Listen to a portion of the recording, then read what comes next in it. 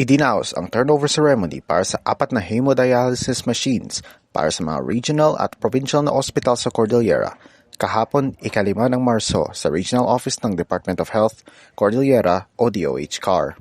Ito ay inisyatibo ng Cordillera Golfers Foundation Incorporated o CGFI para sa kanilang ika-4 na taon ng golf tournament ng grupo sa buwan ng Abril. Naging tradisyon ng CGFI ang pagbibigay tulong bilang charity tuwing sa kanilang taunang paligsahan.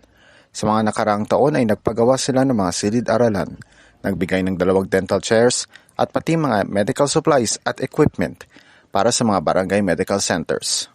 They have dialysis machine pero marami pa ding hindi na-accommodate. They cannot accommodate all the patients and a lot is still coming here in Baguio.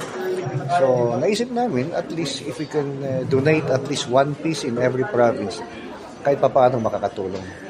Ang mga ospital na mabibigyan ng hemodialysis machines ay ang Bontoc General Hospital, Dennis Molintas District Hospital, Kalinga Provincial Hospital, at ang Flora District Hospital. Ang bawat ospital ay nagpadala ng doktor na nagsilbing kinatawan upang ibigay ang kanilang pirma para sa turnover ceremony. Katuwang ng CGFI ang DOH para maging opisyal ang pagbibigay ng donasyon, pag-setup at paggamit ng mga hemodialysis machines sa mga napiling ospital.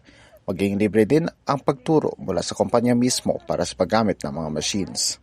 Yeah, very thankful talaga kami kasi siyempre hindi lang DOH ang magbibigay niyan.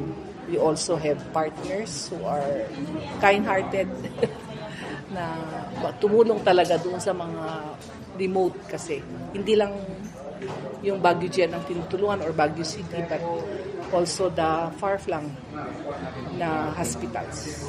Kahit meron lang hemodialysis machines para sa mga ospital sa mga malayong probinsya, paalala pa rin ng DOH na dapat pangalagaan ang sariling kidney sa pamamagitan ng pag-inom ng 7 baso ng tubig araw-araw, huwag uminom ng maraming food supplement, at huwag masyadong lumahok sa physical na aktibidad sa ilalim ng direktang sikat ng araw. Ako po si Ian Chris Miranda mula sa St. Louis University, nag-uulat para sa DZWT 540 Radyo Totoo.